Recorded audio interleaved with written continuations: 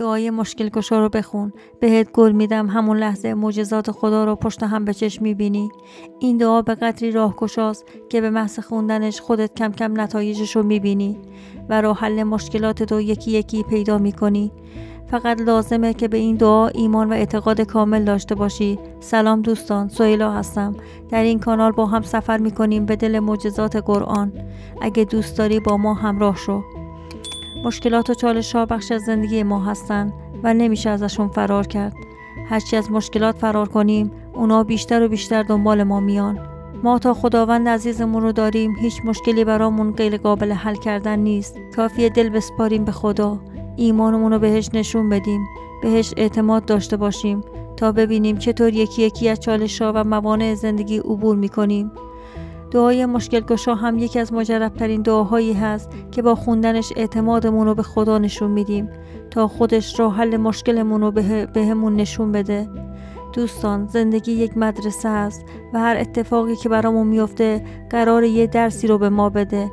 ما به جای فرار از مشکلات باید باهاشون روبرو بشیم و نشون بدیم که قدرتی بسیار بسیار بالاتر از این مشکلات هست که با اتصال بهش تمام مشکلاتمون رو میتونیم حل کنیم. این نکته رو که بفهمیم همه چی حله. باید به مشکلات به چشم چالش‌هایی برای درس گرفتن خودمون نگاه کنیم. از کاه کوه نسازیم، بلکه در برابر هر مشکلی باید به خودمون یادآوری کنیم که من خدا رو دارم. اعتمادم به خدا هر روز بیشتر از قبل میشه و خدا هوای منو داره.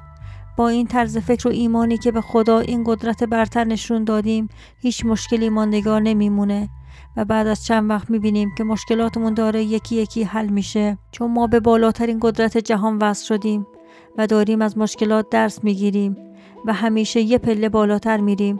شما خودتون ماشاءالله آگاه هستید، اما خواستم این نکته رو برای خودم و همه یادآوری کنم تا تسلیم چالش‌های زندگی نشیم.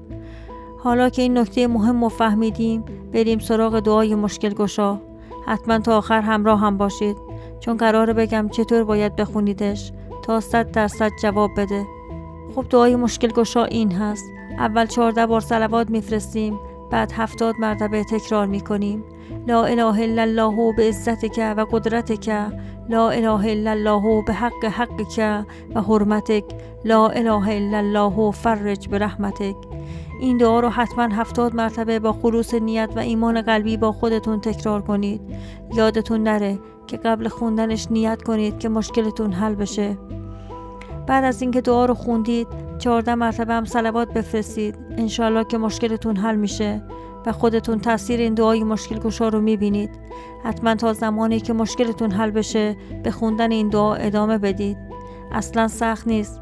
نه تنها وقتی ازتون نمیگیره، بلکه باعث میشه به خدا نزدیکتر بشید و اعتمادتون و ایمان راسختون رو بهش نشون بدید.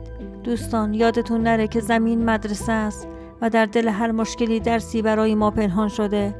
همیشه از خداوند بلند مرتبه یاری بخواید تا به بهترین شکل تمام مشکلاتتون حل بشه. حالا با خلوص نیت و حس خوب زیر ویدیو بنویسید لا اله الا الله. اگه ویدیو رو دوست داشتید دکمه لایک و سابسکرایب رو بزنید، چون کلی دعاهای مجرب و مشکل گشای دیگه در راهه.